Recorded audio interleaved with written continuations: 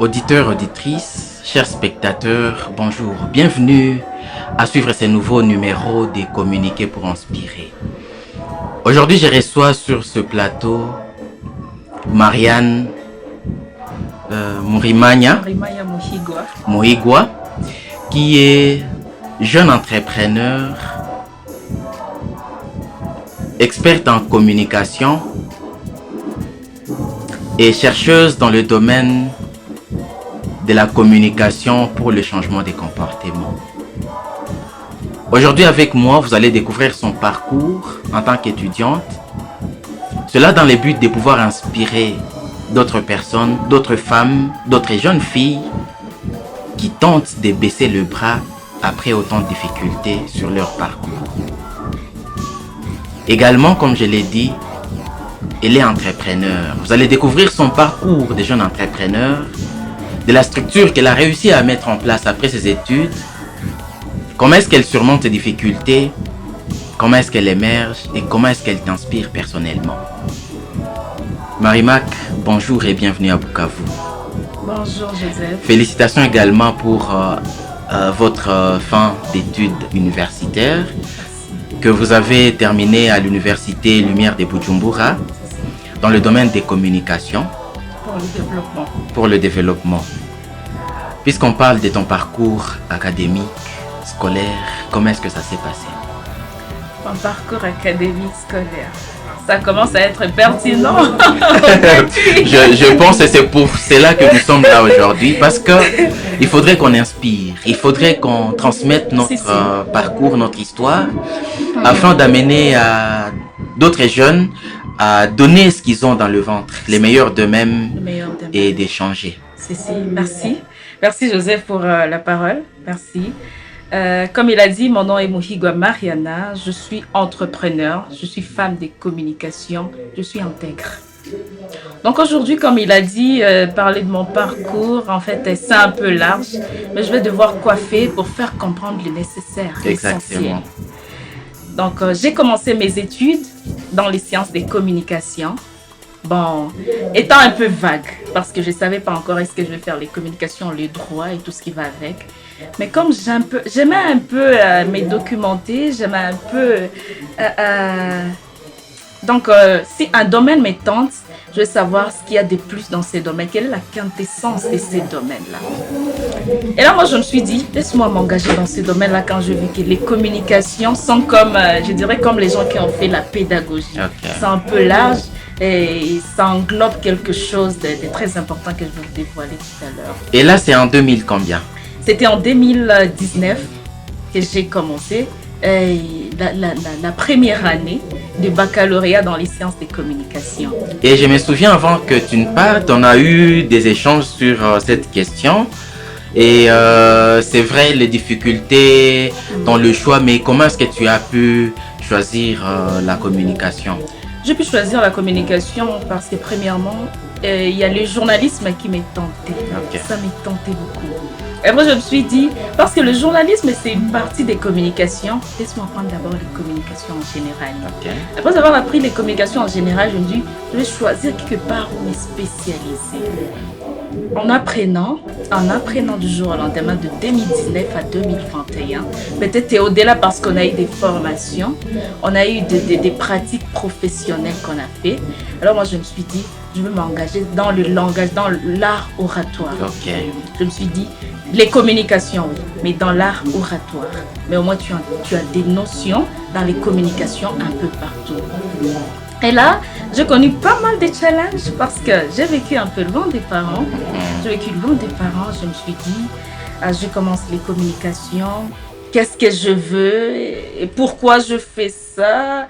Est-ce que je ne me suis pas trompée parce que j'ai vu que j'avais un ami Joseph qui aime trop les médias et que moi aussi je vais m'engager dans le média. Mais non, ça m'a beaucoup tenté, Joseph. Je comprends.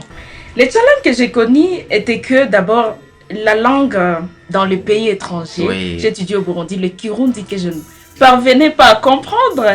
Et qu'il me fallait vraiment du temps pour m'adapter. À part la langue, il y avait... En fait, je me suis trouvée dans une unité je me suis trouvée plutôt dans la diversité. Ok. Je me suis dit comment m'adapter. Je quitte Bukavu, on parle le swahili, des fois le français, un peu d'anglais. Mais là, tu trouves le Kirundi, des comportements différents et tout ce qui va avec. Comment tu t'adaptes dans le milieu? Et les climats également. Le climat, tout ça, merci. Ça a été vraiment un challenge pour moi parce que je me disais comment m'adapter. Je n'ai ni frère, ni amis, donc je ramasse les gens qui deviennent ma famille là où j'étais partie. Ok. Donc là, il fallait maintenant que je crée. Moi-même, je me dis, je vais me créer. Ok. Je me dis, je vais m'écrire, je vais être moi. Parce que là, le stress, en fait, le stress m'a attaqué du jour au lendemain. Ok. Donc, je ne fallait pas dormir parce que quand je dors, il y a ce qui vient, qui me dit, voilà, demain, il y a les frais de scolarité qu'on doit payer. Demain, il y a l'examen. Demain, il y a tel. Quand tu as un problème, tu ne sais pas à qui est-ce que t'adresser parce que d'abord, en fait, tu ne connais pas personne. Tu ne te confies pas à n'importe qui parce que tu ne connais personne sincèrement. Et là, je me suis dit, je vais surmonter. J'ai commencé à suivre sur les réseaux sociaux, les experts en communication, les coachs, je ne sais pas moi quoi, le monde des communications. J'ai commencé à suivre les gens qui influencent, surtout les motivateurs et tout ce qui va avec. Là, un jour, je suis tombée sur une vidéo d'une dame qui s'appelle Lady Sonia, quand elle parlait de la confiance en soi et l'art de devenir soi. Je me suis dit, pourquoi j'ai tant peur de faire... de m'adapter dans ce climat. Est-ce que ça ne va pas avoir de l'impact sur mes études? Si. Ça ne va pas avoir de l'impact. Ça doit avoir de l'impact tu trouves à un certain temps. Oui. Et les études, je ne veux pas en fait m'adapter. Et ça va causer une chute. Je me suis dit, je vais m'adapter. Oui. Quand on te donne des exemples des femmes qui ont survécu, qui sont parties loin de leur famille, ou loin de leur mari et tout ce qui va avec, mais elles ont survécu, elles ont tenu fort. Et moi, je me suis dit, je dois prendre des modèles des femmes, je dois prendre des modèles des personnes qui ont évolué loin de leur famille et qui ont survécu. C'est ainsi que moi-même, là, je me suis dit à prendre les épaules, pas de l'orgueil, mais j'ai pris un cœur d'une femme, j'ai pris les épaules d'une femme évoluée. Et là, à un certain temps, il y a les amis qui me disaient, mais Mariana, tu as quel âge? Un temps, quand j'entendais les gens me demander, tu as quel âge?